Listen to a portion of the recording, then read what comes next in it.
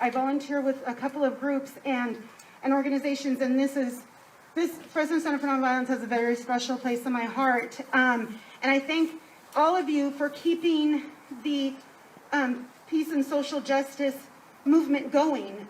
Fresno has wonderful, wonderful organizations and people working towards a common goal of peace and social justice for all. And so I thank each and every one of you for being a part of that. So every year we have, this is much different, a much condensed program than we normally have for our annual anniversary party. But we're going to go right into the Way of Peace Awards. These are annual awards that we give out at our anniversary party, honoring the different groups in our local community that are working towards this common progressive goal. And so our first awardee will be given by Angela. She's going to come back up here. And she will be introducing Rachel Bowman.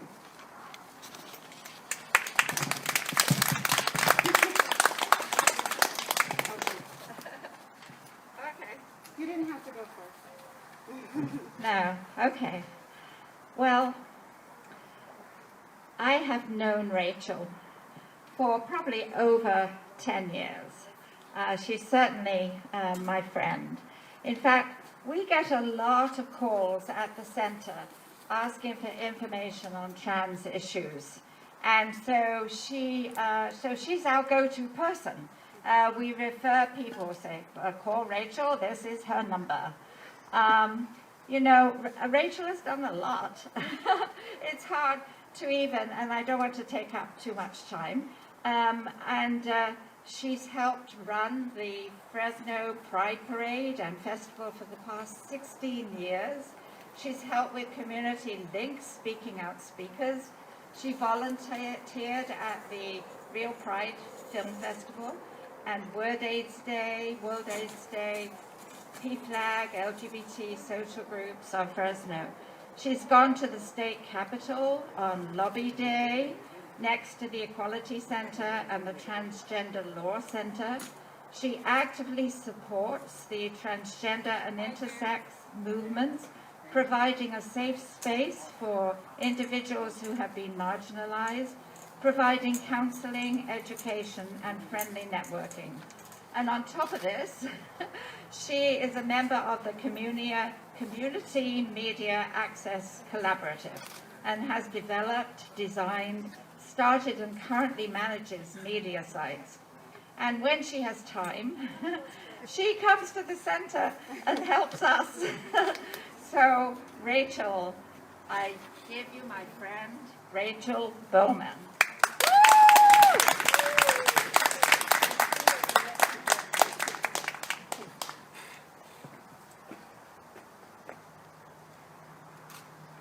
Oh, I should have my picture taken with her. We can do another one. Yeah.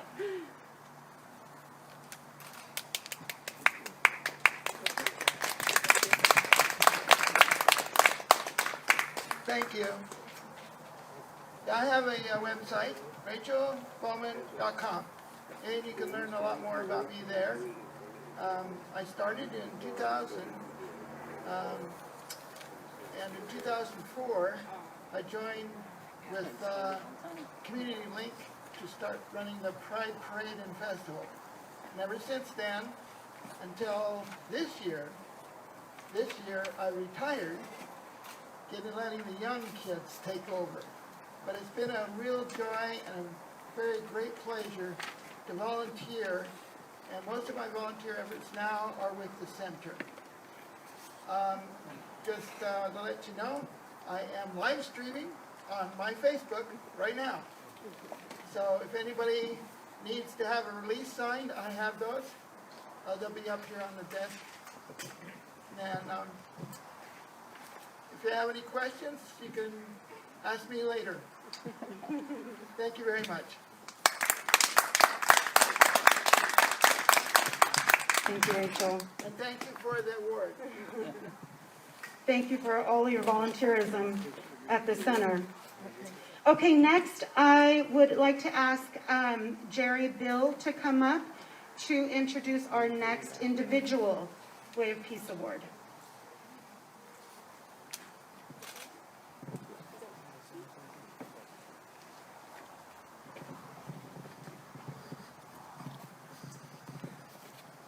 So, welcome everybody, and it's my honor right now to introduce my pastor, the Reverend Tim Kutzmark of the Unitarian Universalist Church of Fresno. He's an award-winning graduate of Harvard Divinity School, came to Fresno for some reason in 2015, and I think with the intent of turning the town upside down, maybe. Anyway, in 2017, he and his church put the very large Black Lives banner sign out in front of their church on Alluvial Avenue, two of them actually facing each way, and they were immediately vandalized, but the UUs persist, and they stayed there, and they put them up on higher poles, and they're actually more visible now, and they're still there. These, well, going on 3 years now. But, you know, the church received some flack for that, including from the county of Fresno. Brandy Orth, the county clerk, decided, because one person complained that they couldn't have a polling place there anymore, even though the sign was far away from where the polling place was and well beyond the legal standard and so on, and wasn't even a political sign. Anyway, Reverend Kutzmark, if you would come up, please. And I will mention that that sign has become the center of kind of a rallying point for the every Friday night vigil that they had at the church for 5 Fridays in a row. So it was an ideal place for such a vigil honoring or in respect to what happened to the murder of George Floyd. Okay, I'm missing something here, but you got gloves on. I do, so I'm going to pass the mic to you. Thank you all, and good morning. So Lisa, our Vice President of the Unitarian Universalist Church of Fresno Board, is here because I'm actually going to accept this on behalf of the church because it is a church-wide effort. Anything I'm doing in the community is just a reflection of the church's mission, which is to love inclusively, grow spiritually, serve gratefully, and work for justice. Amar inclusivamente, crecer espiritualmente, servir con gratitud y trabajar por la justicia. Ida Jones, who is our board president, wanted to be here, but she's not because of 2 reasons with COVID. One, her age, but also as a black person, she is afraid because, of course, the persons of color are more adversely affected by the coronavirus. I want to give a shout out to the people who are inspiring the city, and I know you're going to be honored, but to the leaders and the activists of Fresno State and ACP. We are proud to stand behind you to follow your leadership as you work so hard to transform this city. So thank you for the work that you are doing. And we're glad to just be able to be behind and follow your leadership. I want to give a big shout out to Marcel Woodruff and Aaron Foster. They have brought Advanced Peace to Fresno, which is going to be huge, but something that most of us don't see is every day they are in the streets working with youth at risk and saving lives by their mentorship and their peace bringing. So the church wants to lift them up as well. So we look forward to continuing the work in the community. We look forward to following the lead of our young activists and leaders who are showing us the way to transform the city. And on behalf of the Unitarian Universalist Church of Fresno, thank you very much. Woo!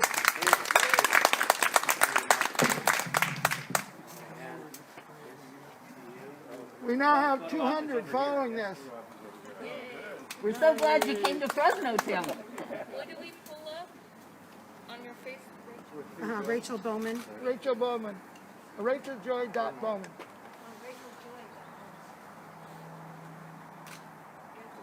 Okay. You guys didn't even do the team. Thank you. Okay, so at this time, I would like to ask Camille to come up. She will be introducing our first group award.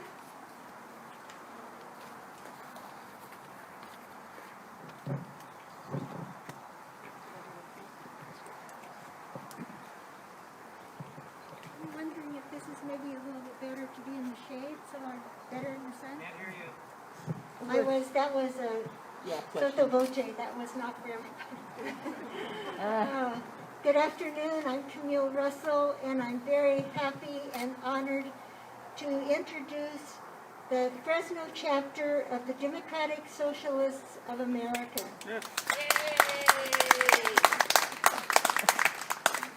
They are receiving the Way of Peace Organizational Award. So this is for their entire organization. They've been working in the community for about 4 years.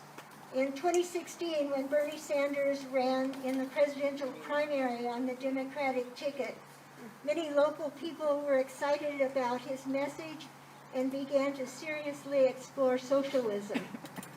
This group is an outgrowth of that experience.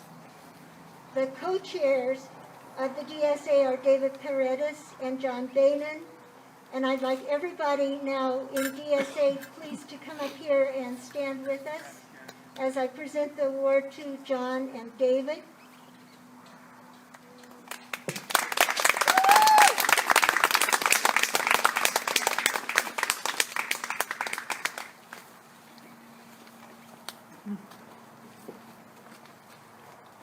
All right. I'm going to move this way so that we can all fit in. All right, this group has brought a lot of energy to Fresno.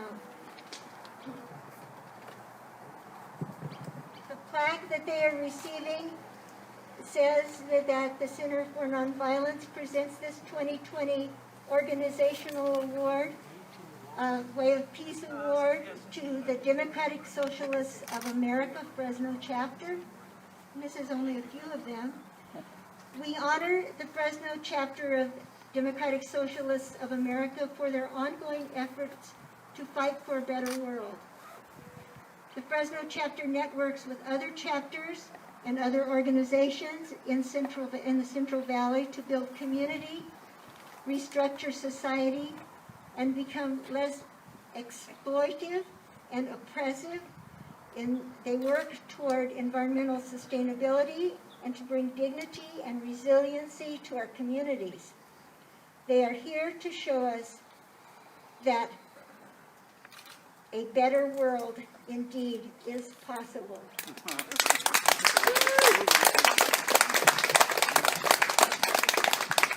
So I'm going to present this award to David, right here to my right, and John, the co-chairs, and then we'd like a group picture, and then we are going to, I'll ask all of you to sit down, and we'll hear from David, who will address the group. So this is for you, and we're going to hold that. Let's scooch in together if you're comfortable. If you don't feel comfortable, then, let's just... All right. Wait. Good stuff.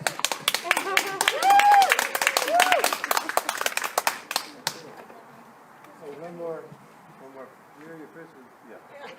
Yeah. That wouldn't look good, Camille. All right, we'll sit down and... Peaceful Camille. Punching. Thank you, comrades.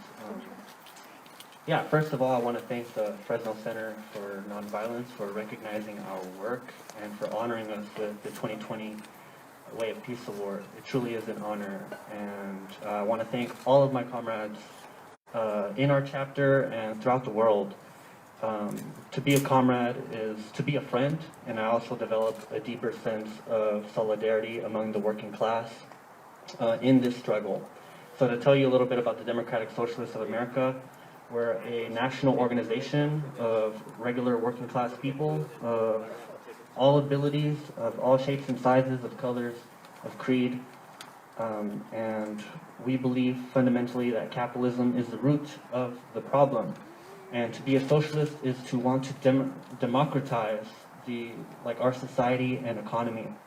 So we believe that capitalism is the problem and is the roadblock to us actually achieving our true potential.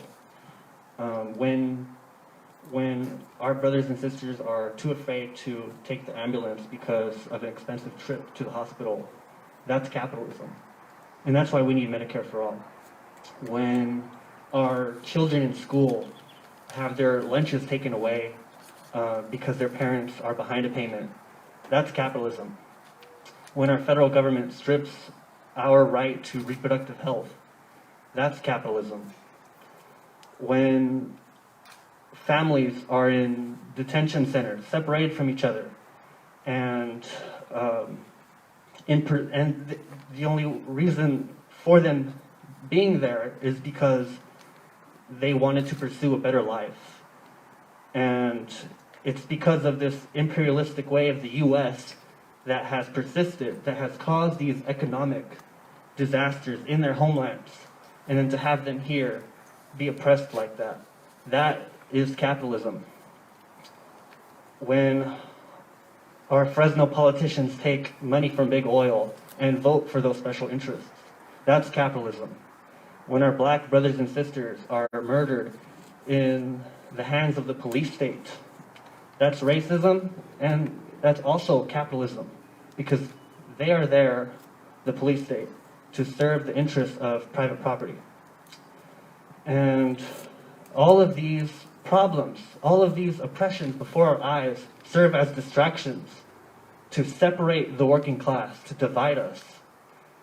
Well, we know better than that. We know that there is power in our numbers, and we can strengthen ourselves with that, and we can stand in solidarity amongst ourselves. This isn't about anyone's political ambition. It's about representing hardworking families every day. So I just want to thank, again, the center. I want to express my gratitude for all of you for recognizing the work that we've been doing. We won't stop. If you're just now hearing about us, well, we're just getting started in Fresno. So if you want to learn more about us, hit us up, join us, because we understand that when we come together, we could really make a difference.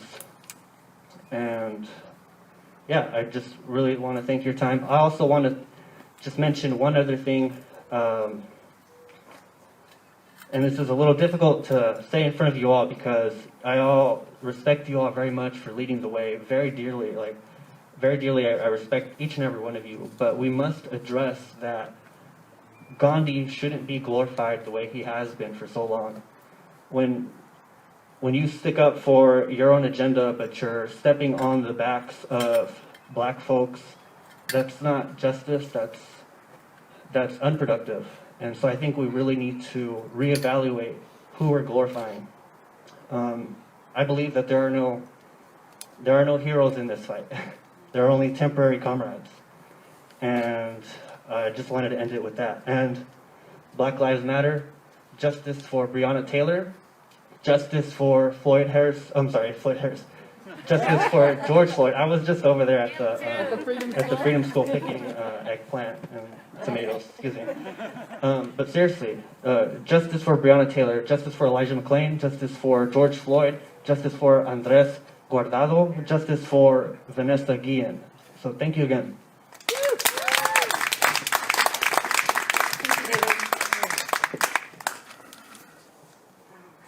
Thank you very much. Okay, so now our last award is our youth award, and it's a group again, and so if I can have the group come up, because there's several people, and also Dr. Kapoor and Joshua Shirley will be introducing. There are 3 people we would like to honor within the group, and that's why I'm asking for the group to go ahead and come on up. Because we want pictures too.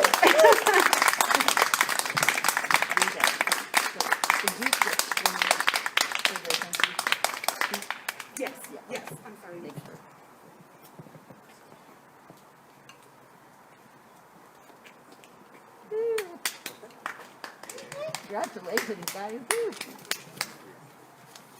All right, so I'm Joshua Shirley with the Board of Directors of the Center for Nonviolence, and it's my honor to introduce the Way of Peace Youth Awards. So when George Floyd was murdered by Minneapolis police officers about 7 weeks ago, this was not an isolated incident. It was something that was all too commonplace. But the backlash that resulted is the kind of popular mass uprising that we haven't seen in America really before. All 50 states. It was not unique to one city, one state, or one region. Here in Fresno, student leaders organized a peaceful protest in downtown Fresno, where approximately 3,000 people attended. These are big numbers for those of us who've organized protests. We're lucky to get a few dozen most days. And so the result of these recent weeks of protests have done more to drive the conversation on justice reform than has taken place over the past several decades. So we owe a massive debt of gratitude to the many young people, especially Fresno State's NAACP, who led this push. And so we're honored to honor these three young people here today.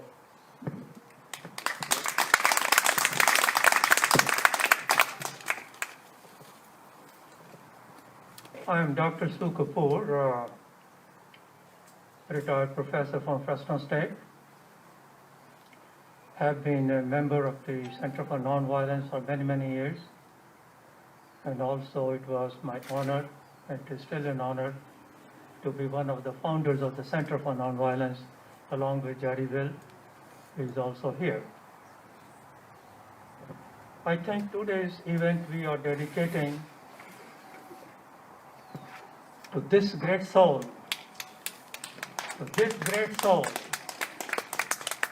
who was murdered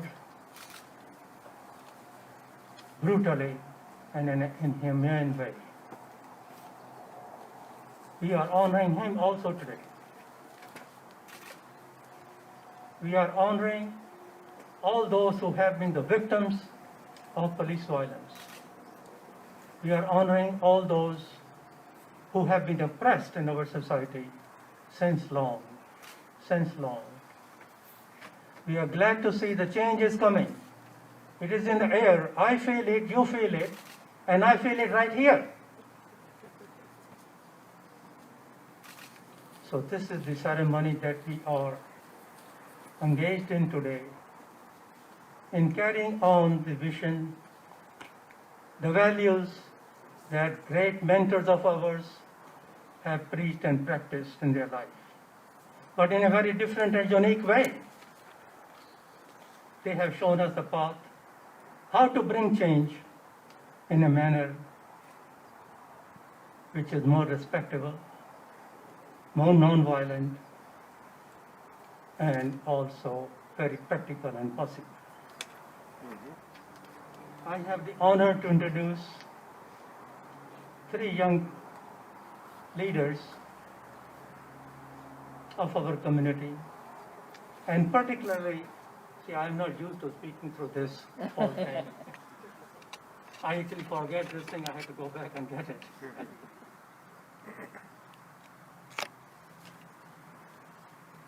Here are those names that Joshua also has mentioned. Denise, Joshua, and Angelique. You guys say that? I'm a very non-violent person. I don't want to murder any name. We want to honor you today for your exemplary work at Fresno State as NAACP ambassadors who have raised awareness of the movement for Black lives, and you are responding to the murder of our brother George Floyd, who was murdered brutally and inhumane way in Minneapolis at the hands of the police. We are very proud that the protest march that you organize is very exemplary in Fresno. I want to say words for each one of them. I want to be sure that I correctly pronounce their names. First on my list is Denise Roger Hyatt. Thank you. Let's give her a big hand.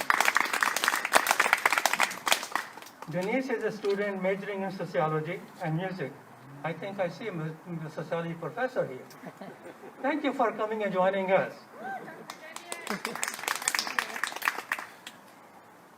She is a scholar with the humanities program at Fresno State.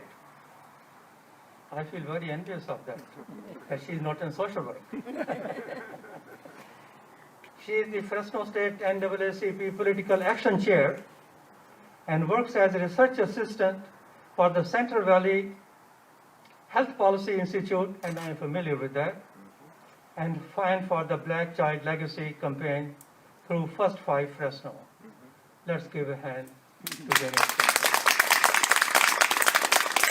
Next is Joshua Slack, who is right next to me. Joshua graduated in 2018 and served as president of Fresno State Black Students United, where he studied theater arts as a part of the school's black theater contingent and got involved with activism as a student. God bless you. After living in Los Angeles, he returned to the Valley this spring and was instrumental in organizing the May 31st protest. Again to us that you came back to Valley from Los Angeles. Let us give a hand. Last but not least, but the most important, I think. The Angelique Jackson is a psychology major at Fresno State, where she has been a member of the NAACP since 2017. She currently serves as the president of the Fresno State NAACP chapter.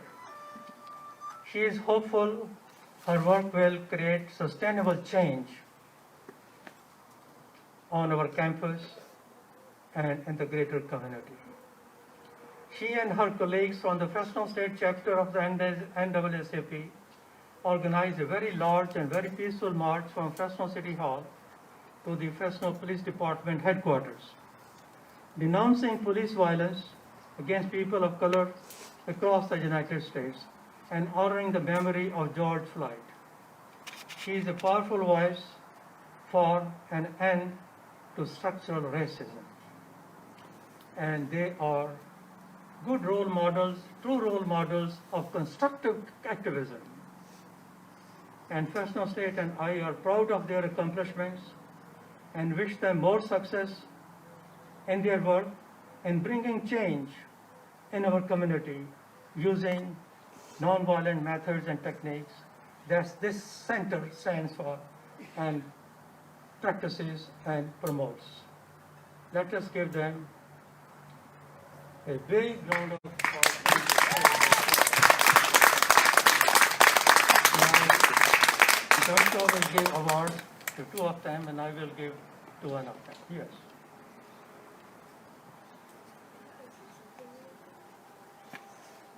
Yeah. After you got the award.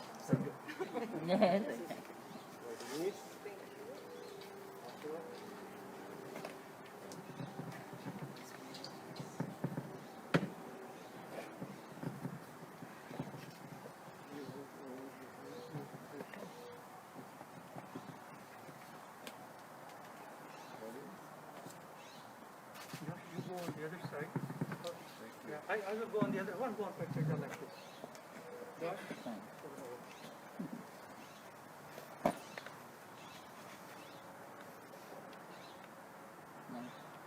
Nice picture. Oh, okay.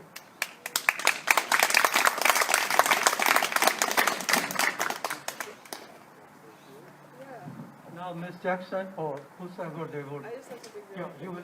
Yes, and then I'll pass it to Whatever Jen. you decide. Yeah. Thank you very much. I really wanted to take this moment to give a special recognition to our political action vice chair, Jimmy Haney. He's in the back. we wouldn't have been able to do a lot of things, a number of things without him, and his presence was significant in our moving forward with our progress, especially within the community. So I wanted to make sure that his name was known and made aware as well. So.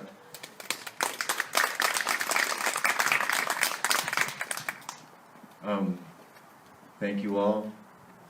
Honestly, we did not personally expect to be really recognized or we're really in it for any kind of recognition other than to serve something bigger than ourselves.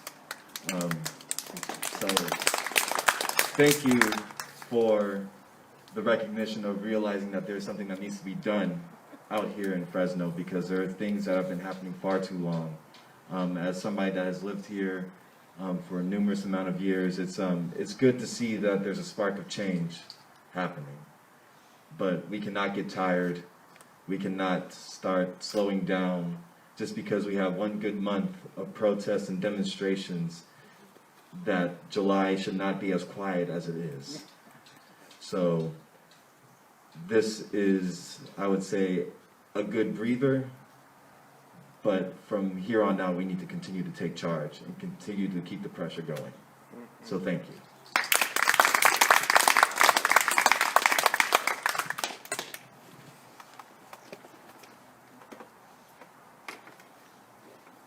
Hello, everyone. How are you guys doing Can you take off your mask while you talk? today? No, ma'am, I can't. Does this work for you? Yes. Is this better? Yes. Okay. How are you guys doing today? Good. That makes me feel good. So it was important for me, and my voice is going to be a little shaky, but That's all right. just with the increase of COVID-19, I think it's important to keep it on. So I hope that's okay.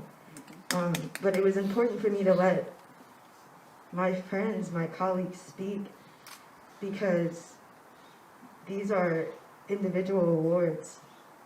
And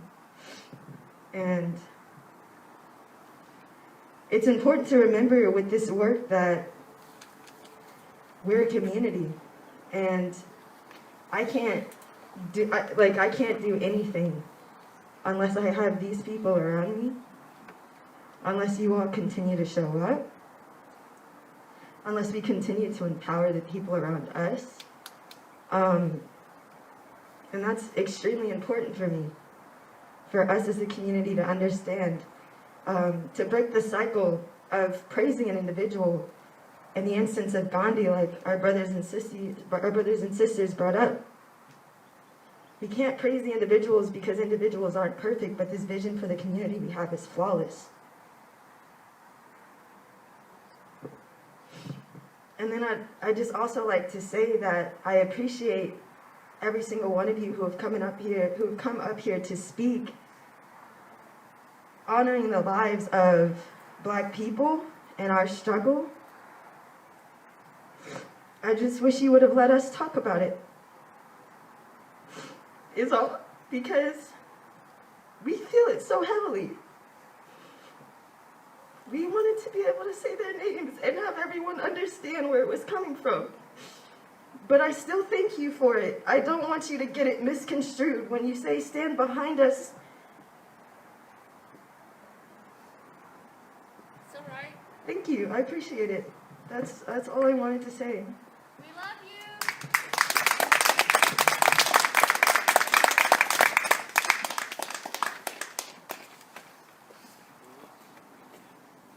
Thank you. Thank you very much.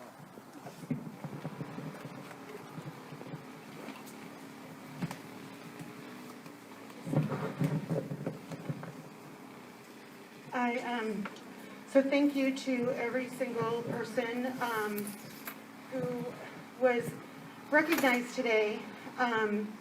We fully do support all the work that you're doing. I'm not sure, as a matter of fact, I don't know what D'Angelique's reference was. And so if we need to talk about that more, let's talk about it more. Because I don't know what that was, and that's concerning. Because everybody here I think is clearly working towards a common goal. And so more discussion, brings more understanding, brings more action, brings more change. And I just really, really appreciate all of you, but that's not just words. It really isn't. It's not words, and let's continue forward because we need to understand each other. So with that, we'll take a little bit of a break. Let's talk. Let's continue to work together. To keep our organization going, we do have a raffle today. You can get purchase tickets from Vanessa in the back. We also have some snacks. Please use the utensils. Do all the social distancing that we know about to do. I think there's enough for everybody to snack on, so we'll just kind of keep our social distance, keep everything untouched, keep using sanitary wipes, the sanitizer, and enjoy. Again, raffle in the back, $1 a ticket. Thank you so much.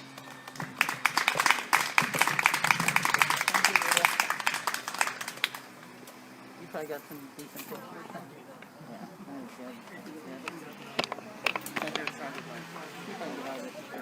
Not good at these yeah. Of course, I had to do something for wings this morning that made me live. Never fails. Oh, hi, Mike. Hi, Bev.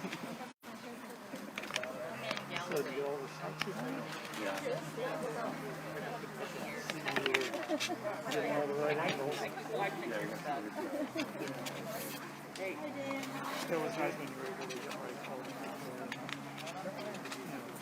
There's hope. Like when there's a bunch of people back there on the outside. Yeah. I didn't know about it. So, Thank you, Bev. Oh, you're welcome. That was... Oh, Bev. That was hard. I want you. I earned my way through college as a furniture movie. Yeah. So I just to show you that. Okay, welcome everybody. Yeah, it's my pleasure today to be the one to introduce Dr. Kathleen Schock to be our keynote speaker. She is an amazing young woman, I think. I listen to her every Friday on KVPR at either 9 o'clock or 9 a.m. or 7 p.m. whenever I'm free. And I believe that show is an excellent example of good investigatory journalism. And she is a journalist, a professional journalist, worked in journalism for over 20 years now, has a degree in journalism from UC Berkeley, as well as a degree in international relations from USC, and an educational doctorate from Fresno State. So she's working as a journalist for Valley Public Radio, hosting that hour-long show every Friday, but also teaching journalism at Fresno City College. And I just figured out today that I retired 9 years too soon, or we could have been colleagues together. So I'm sorry for that, Kathy, because I would have enjoyed working alongside you. Anyway, she is here today to talk to us about something that's been going on sort of in conjunction with all these demonstrations that we've been having around the country for Black Lives Matter and so on. And in particular, as some of you know, journalists have been targeted at some of those demonstrations by the police. And so she's going to talk to us about police violence against journalists. And she's one of them, so she could be a target someday too. So I guess that's close to your heart, Kathleen. Okay, so if you come up here, please.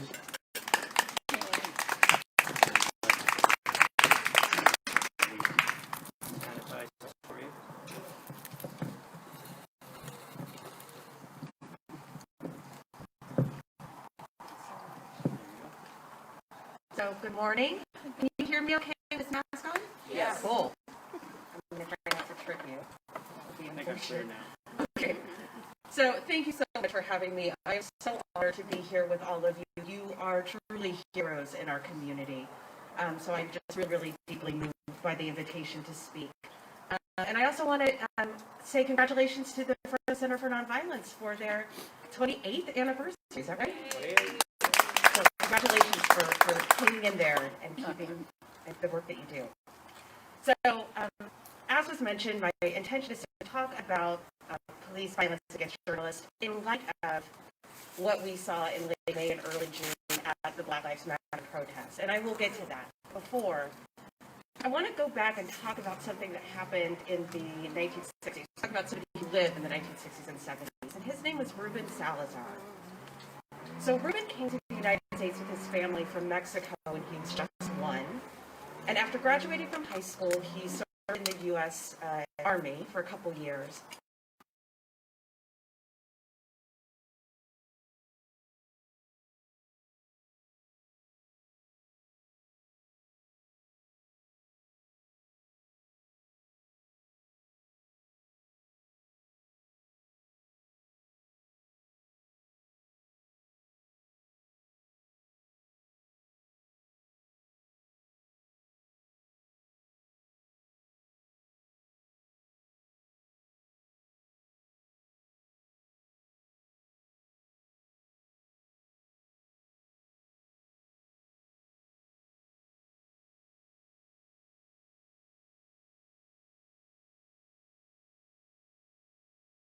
The Chicano civil rights movement directly and started investigating allegations that LAPD were planting evidence to incriminate leaders in the Chicano civil rights movement. As a result of those investigations, he was visited by the cops, by LAPD, and he was told, let me find the quote here. He was threatened by them, and he was told that his reports were dangerous in the minds of barrio people. So, shortly after that, it was the summer of 1970, he was covering an anti-Vietnam protest in LA that broke out into a riot. So he ducked into a bar just to get out of the chaos, ordered a beer, was sitting at the bar when LA County Sheriff's deputies crowded the doorway and shot the bar full of tear gas. He was hit by one of the projectiles and he died. He was 42 years old. So there was an investigation into his death because the kind of tear gas that the deputy used was not the kind of tear gas intended to be directed at someone, but was instead the kind of tear gas that's used to create big barricades. So this investigation was conducted, and it found that the deputy was, it was an accident in that he grabbed the wrong tear gas cylinder, and that there was no wrongdoing. They also concluded that Salazar was not being targeted by the law enforcement, as his family was claiming and as the Chicano civil rights movement was claiming. However, there was a settlement reached between the county and his family to the tune of $700,000. It was at the time the largest settlement in LA County history. So take from that what you will. And I share that story for a couple reasons. One, to just keep his name alive. And two, as a reminder that tensions between law enforcement and journalists are certainly nothing new. However, what we saw after George Floyd's death, the targeted attacks against journalists, was indeed remarkable. Maggie Haberman from the New York Times said, "The tension between cops and reporters is nothing new, but aggressions on reporters in multiple locations nationally at the same time is something different." So before I go any further, I want to make it clear that attacks against credentialed journalists are unexcusable, they're horrific, they're wrong. But in no way do they rise to the same level as the countless, and I say countless because we don't know how many, unarmed people have died at the hands of the police. It's a different category.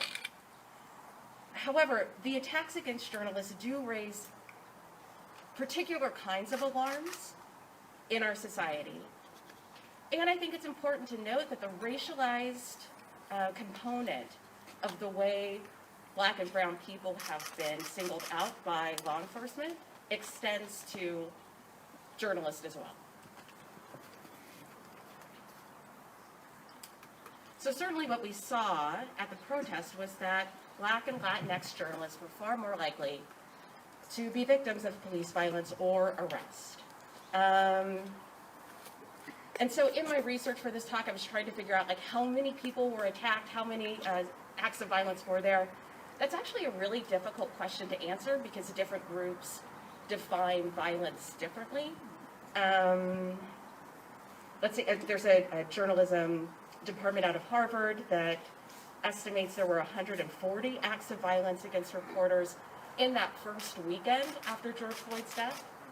The U.S. Press Freedom Tracker estimates that between May 25th and June 4th, there were 300 of what they call press freedom incidents. So that includes arrest, assaults, and equipment damage. So it was very widespread. I mean, obviously, the one that caught our attention, most people's attention, was the CNN reporter, Omar Jimenez, who was arrested live on television, despite being fully compliant with police while reporting in Minneapolis. So I could say personally, my phone blew up when that happened, and journalists were terrified. We developed a really strict protocol at Valley Public Radio over how to stay safe in the event that a riot occurs. I was going to explain all the protocol, but I'll save you because it's 1,000,000 degrees.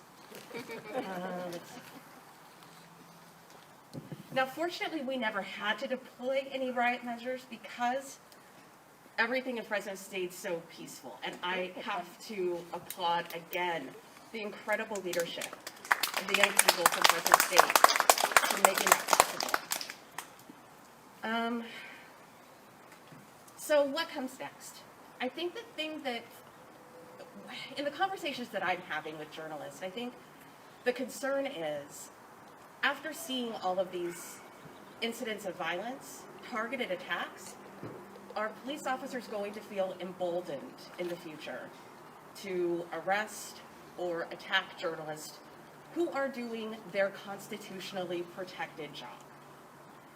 And one of the things that I think is important to note here is that, let me start with a little anecdote.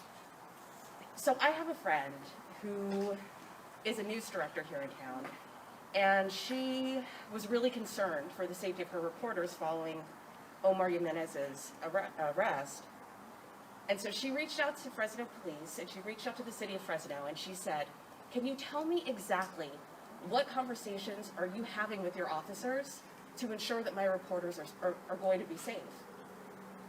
And the city never called her back. She never heard back. So I'm not a conspiracy theorist. I really don't think that anyone in law enforcement sat their officers down and said, it's open season on journalists. However, there is this concern that there's an environment in which it's becoming more and more acceptable. I also know we have a commander-in-chief who has declared journalists enemies of the people. And that for many, many reasons, the public's mistrust of journalists is extremely high. According to the Pew Research Center, last year, only 41% of Americans had a great deal or a fair amount of trust in journalism. And that's up from the record low in 2016 of only 32%. So the reasons for that are complex. It's more than just President Trump. Reporters have a responsibility to be more transparent in the work that we do, to be more nuanced in our storytelling, to be more culturally sensitive to our communities. and to be more thorough in our reporting. Because the work that we do plays such a big role in shaping all of our ideas about who we are, about who our neighbors are, about the state of the planet that we live on, we have a responsibility to do better.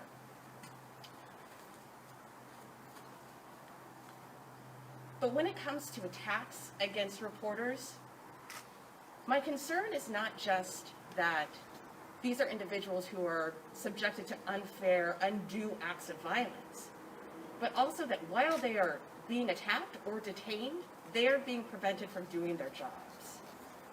Because that job is fundamental to any successful democracy. I was a foreign exchange student in Zimbabwe, socialist country. I saw what it was like to live somewhere without a free press. It's not good. It's not good. So, to come back to Ruben Salazar, you know, I just wonder, how much more could he have done to elevate the voices of the Latinx community in LA had he not been killed at 42, right? Every time a journalist maybe decides to leave the profession out of fear, those are reports that are going to go unreported. And certainly every time a journalist is thrown in jail, there's a chilling effect across the industry. So, where do we go from here? And how do we deal with the broken relationship between law enforcement and communities of color, which then extends to journalists of color? And in these highly divisive times, how do we restore trust between journalism and the general public? I don't know. And to think that these are just slivers of the massive issues we're dealing with as a society. I mean, I have been talking all this time, and I haven't said COVID-19 yet, which is crazy. Like, I don't think I've talked this long and not said COVID-19 since March. So, there have been moments where I feel very overwhelmed. There have been moments of despair. There have been moments of wondering about what my safety is going to be moving forward, which is something I've never considered at any other point in my career. Fortunately, I'm fine. The only attacks I've been subjected to have been on Twitter.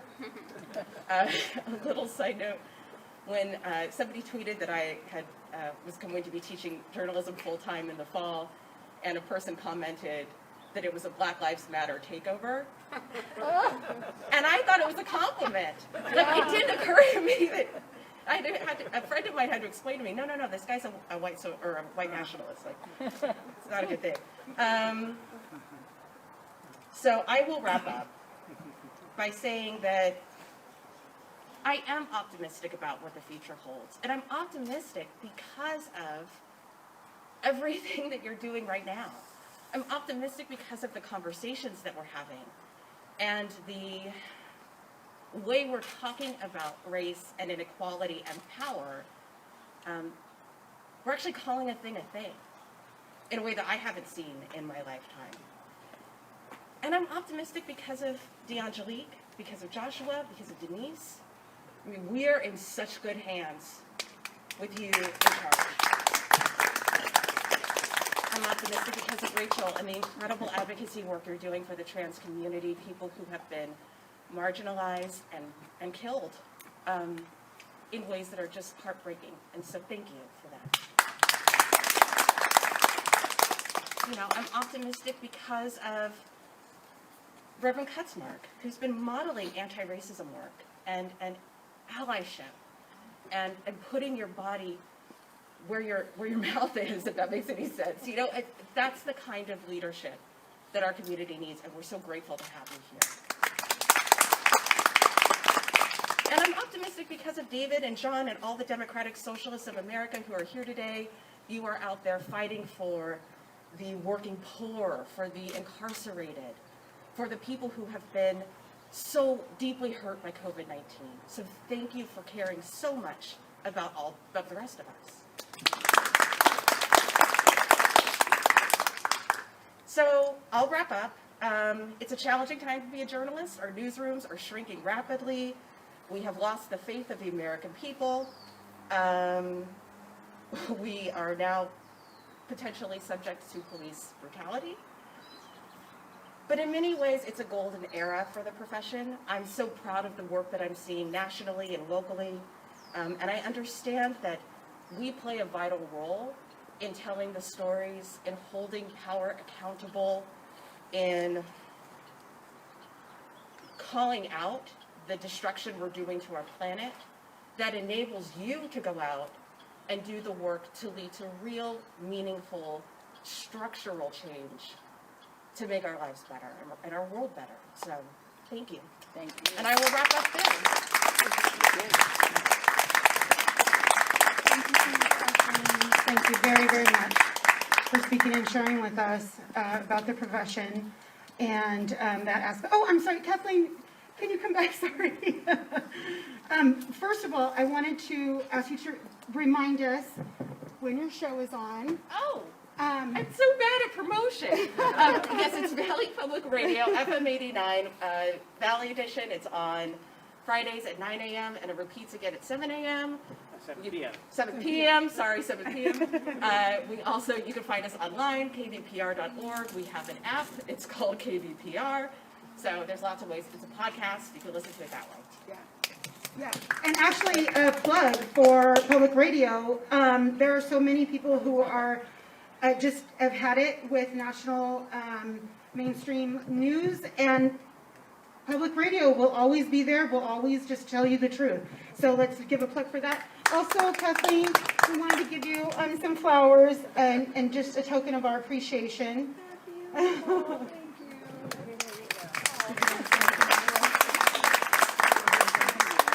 Thank you. Okay. Also, I wanted to mention, if you enjoyed the snacks, those were catered by Tower Tea, which is a little shop, a tea shop, and they have light snacks across from Fresno City College on McKinley, just adjacent to our center. So you can pop in and say hi to us and grab lunch. Tower Tea. Yeah, it was really good. I hope you guys enjoyed them. So next, I believe we're going to do the raffle. Yes, we are going to do the raffle. And Vanessa, who's been selling the tickets, is going to bring up the boxes. And I will then announce the winner. So, yeah, maybe Camille, you can also bring some up. Okay. So let's turn it over. You want us to bring the items to you? Is that what you want? No, the boxes. I was going to do the items and give them to people, or did they just grab them? Then they can come. I don't even know what it is. If they win it, but I've got to take a look and see who put a ticket in. Well, I know, but I was going to give it to whoever won. Oh, okay. Well, it depends how many. It depends how many tickets are in there. Okay. So this one is for John Benon. John? Yeah. I didn't write my name on mine. I thought they were going to call the number. You didn't write your name. I'm going to call the number. So John Fryer. I think there's 3 more days. All right. What did John win? This. Oh, I don't know where he is. I don't think you have to bring up the item. We can No, read it on you're the right. list. These are numbered. Did you say John? John. Yes. John. Yeah. Thank you. Congratulations. Yeah. Congratulations. All right. Rita. Yes. Number 17. Number 17. carrying bag. The beautiful carrying bag. Oh, yay! Oh, you lucky girl. Yes. Okay. Number 3.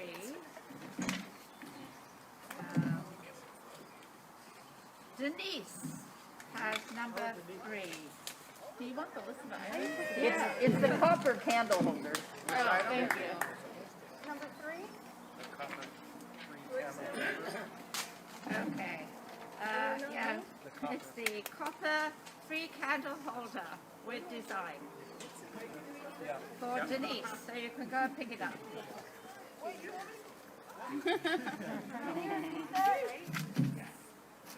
Hold it. Okay. Well, I've got a number 5. What's number 5? Number 5 is 8 cloth placemats with napkins. Okay. Rachel. Rachel. All right, Rachel. All right. Number 4. Number 4 is the reed placemats made from natural material with coasters. Item number 4 goes to... I don't know. Can you read that? Oh, somebody that lives on Bullard Avenue, 2050 West Bullard Avenue. Number, read the number. Read the number. The number is 270365. 365. And that's for number 4, the reed placemats made from natural coasters. okay. 13. There's a number. Okay. Item 13 is 4 round serving dishes with in white. 4 round serving dishes. Item 13 is to number 270493. 270493. What item was that? That is item 13. Okay. This is 15. And this is a number.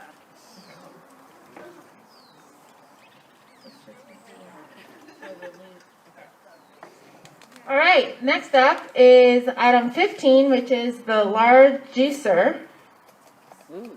And the lucky number is 270352. 270352. That's for the juicer. Somebody's winning a bet. Okay. This is number 21. Okay. All right. Next item, number 21, which is the child's waistcoat. And it goes to Pam Whalen. Whoa, perfect.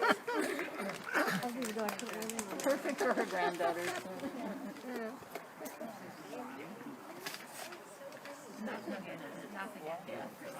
No one will like it. Like this. 20.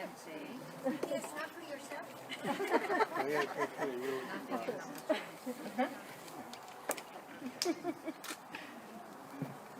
7. All right, item number 7, which is these 2 silver champagne glasses right here. So these items are up here. And it goes to It looks like Brett. Brett Foltz. Brett Feltz. All right, and your items are actually up here. Up here. Okay.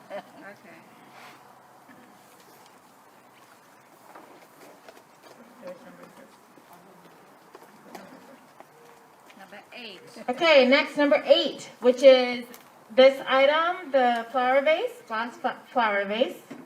And that's the number. And the number is 270489. 270489. All right. Well, that's pretty. Congratulations. Okay, number 16. We should have one last. Huh? That's a grand prize. We should have one last. Put it aside. We should keep that aside. We'll do that one last. We'll do the bicycle last. Since that's like the grand prize. Okay.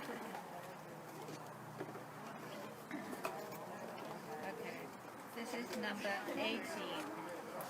Okay, number 18, which is an embroidered cushion from Mexico.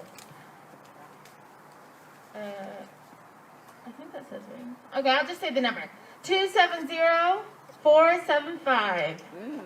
270475. There you go. Oh, you got that pretty. The pillow is yours. Beautiful. From the hot dog. This is number 22. Okay. Number 22 is the book by Richard Stone called Hidden in Plain Sight. And it goes to the number 270472. All right. Yay. You could go ahead and collect the item back there. And again, that was the book Hidden in Plain Sight, item 22. Number 14. Do you still have the ticket for the pillow? There was a dispute. Oh, there's a dispute about the pillow. 475 or 375? Okay. Oh, okay. Yeah. Which Did they figure it out? 14. That is a pretty pillow. All right, number 14, which is the bear holding the heart, Feel good. goes to number 270494. 270494. That is the white teddy bear. Anybody have that number? 494. 270494. It's for the white teddy bear. You got that one? All right, awesome.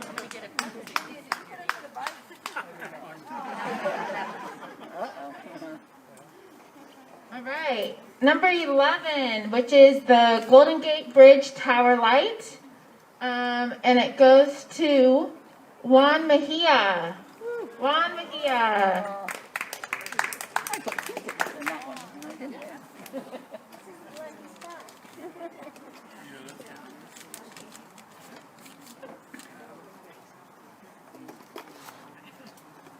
This is number 6. Okay, number 6, which is the Small Blue Angel from St. Agnes, goes to 270505. 270505. That's me. All right, yay, congrats. Okay, and number 19, which is the watercolor of a house from across the Big Red Church painting. Donna Licati. And that painting goes to 270502. That's me. All right, awesome. Two in a row there. Woo! Yay! Keep going. That's good. On a roll. This is number 10. Number 10 item is a tall pink vase with design. To Betsy. She's not here, but I'll take it to the center. All right. Number 12. Next, number 12, which is a large bowl that was made by students. It's titled The Empty Bowl. And it goes to number 270371. 270371. Oh, yay. Okay, and number 9. Number 9, which is 5 oval vegetable fruit dishes that are in white. And that goes to number 270491. 270491. Oh, you want again?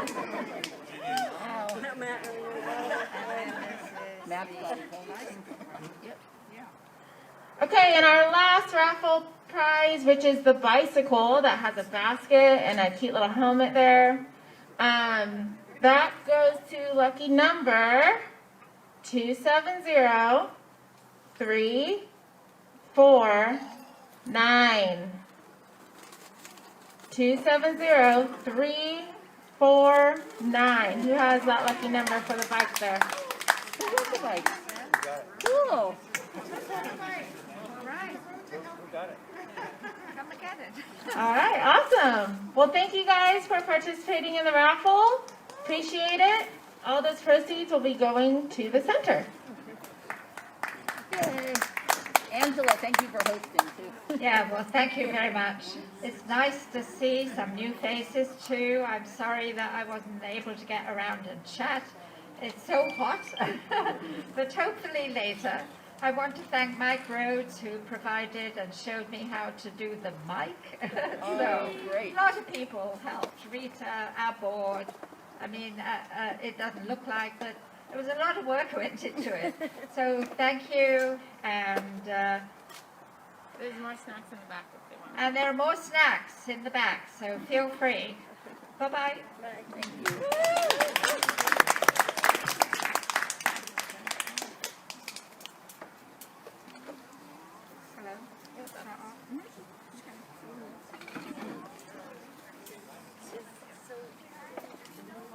Here's my pillow. That's the pillow I want. Do you want to see any for any reason, or do you want me to talk? Good job, Derek. Well, they should be at least still here. Yeah, good job, everybody. Galloway. Yeah, really. I'm glad And you here's the for all the set. updates. I wanted you to check out what's happening with the homeless. I mean, Minneapolis. Thank you for joining us. And I'm going to sign off now. There's so many things. Till next year.